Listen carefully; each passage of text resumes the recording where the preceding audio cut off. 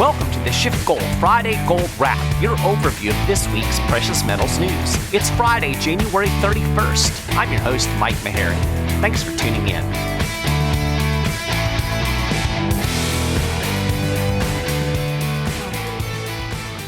Well, gold continued to trend generally upward this week. The big headline in the news was coronavirus again.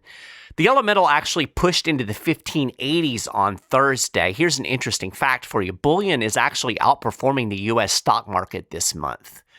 We got the first Q4 GDP number yesterday. The greatest economy in American history really isn't growing all that fast.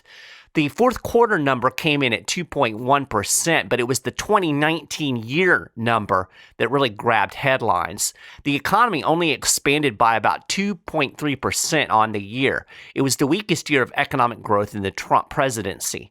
For all of the tweets, the economy hasn't really been all of that impressive, at least if you're judging it by growth. In fact, if you look at the general trend, it looks pretty much like the last 4 years of the Obama presidency. There was an even more disturbing trend if you look inside the GDP numbers. Consumer spending fell to 1.8% in Q4. That was a pretty steep drop from 3.2% in the previous quarter. Now keep in mind, consumer spending accounts for more than 2/3 of economic activity in the United States. This dovetails with the consumer debt numbers that I talked about last week. The growth in credit card debt in particular has slowed down over the last several months. I don't think it's a stretch to conclude that with over $1 trillion in credit card debt and over $4 trillion in debt when you factor in non-revolving credit like auto loans and student loans, American consumers are close to being maxed out. Their borrowing binge is slowing down, and that's reflected in consumer spending. I mean, this is common sense, right? You can only borrow and spend for so long before you start running up against that pesky credit card limit. Now, here's an interesting side note. Personal consumption expenditures, known as PCE, factor into the Federal Reserve's monetary policy. With spending slumping, expectations of an interest rate cut in March rose from 7.2% to 17.7% after the GDP announcement. I'll get a little bit more into the Fed here in just a few. Now, pretty much everything, including economic data, has been overshadowed by the coronavirus. This is driving some safe haven buying in gold, and it was blamed for a big stock market sell-off earlier in the week. Okay, a little perspective. The latest death toll number on Thursday was 170. You know how many people die of the flu every year? 290,000 to 650,000 worldwide.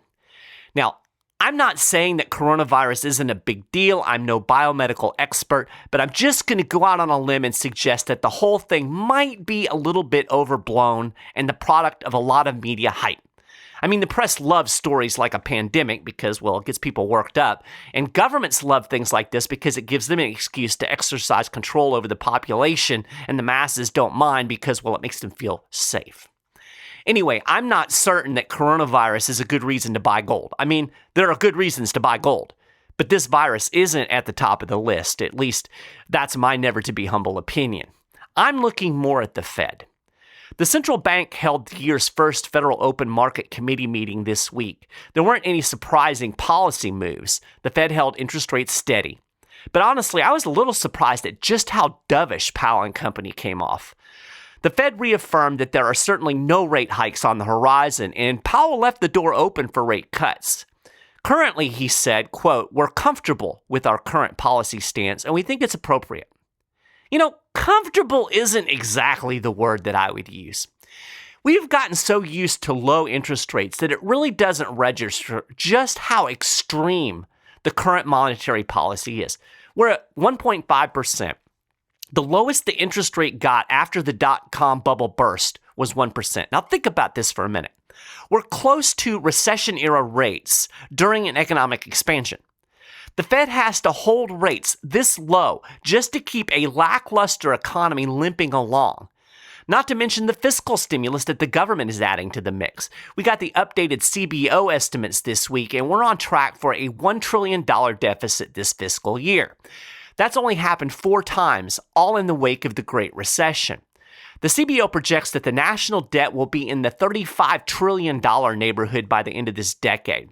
So we've got Fed monetary policy that looks like we're in a recession. We have government stimulus that looks like we're in a recession. What the hell is it going to look like when we're actually in a recession? But hey, Jay Powell is comfortable, so there's that. So anyway, the messaging out of the Fed is that the expectation is for rates to stay put for the rest of the year. But as I mentioned earlier, there is already a growing expectation that the central bank will cut rates before year end. And the idea was already bubbling around before we got that GDP report. According to the Wall Street Journal, the Fed's statement and Powell's post-meeting comments indicated that if the Fed were to make any moves on rates in the near future, it would be a cut. Like I said, dovish. In fact, bets placed on future contracts tied to Fed policy reflect expectations that the Fed will hold rates steady until the fall, but at that point, they're betting on another rate cut. The Fed's statement did not announce any changes to the bond buying program, so quantitative easing continues on into the foreseeable future, although the Fed chair continues to insist that it isn't QE. Given that the Fed has added some $200 billion to its balance sheet through this program since October, it's hard to call it anything but quantitative easing. Peter summed it up perfectly in a tweet yesterday. He said, "The argument over whether the current Fed balance sheet expansion constitutes QE is pointless. QE was always just a euphemism for debt monetization. The Fed monetized debt in the past, it's monetizing more debt in the present, and it will monetize even more debt in the future." Powell did indicate that the central bank would like to scale back the program in the April to June period. From there, he said the Fed would continue to make purchases as necessary to ensure that the reserves on the bank's balance sheet remain ample. According to Reuters, quote, "The Fed policymakers have been discussing how and when to end the temporary Treasury bill purchases, which have been underway since October, and what sort of permanent replacement it could use to ensure the central bank keeps control of the federal funds rate." In other words, it looks more and more like QE is going to be permanent. Once again, what was once extreme is the new normal. Super low interest rates, normal. Quantitative easing, normal. Even negative interest rates are becoming the norm in Europe and Japan. Ladies and gentlemen, this ain't normal, and we would do well not to forget that. Anyway, before we leave the subject of the Fed, I have to mention how Powell basically just blew off the pain these hyper-low interest rates are causing savers.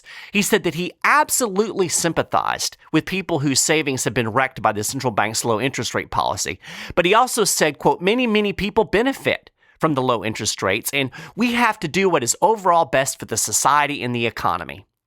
Once again, Peter summed up Powell's message on savings really well in a tweet yesterday. He said, Powell basically said that losses suffered by savers are acceptable collateral damage because its low interest rate policy is good for debtors and homeowners. The Fed's message is clear: never a saver be. Too bad, savings is the seed corn for real economic growth. Buy gold. To close out the show, I want to touch on the World Gold Council's end-of-the-year gold demand report for 2019. There were some interesting tidbits in it. Gold demand actually fell fractionally last year by about 1%. Demand for the yellow metal in the investment sector was way up. ETF holdings hit record highs. Physical demand, though, that was down, especially demand for gold jewelry. This was largely a function of high prices. Don't forget, gold hit record highs last year in every G10 currency except the US dollar and Swiss franc.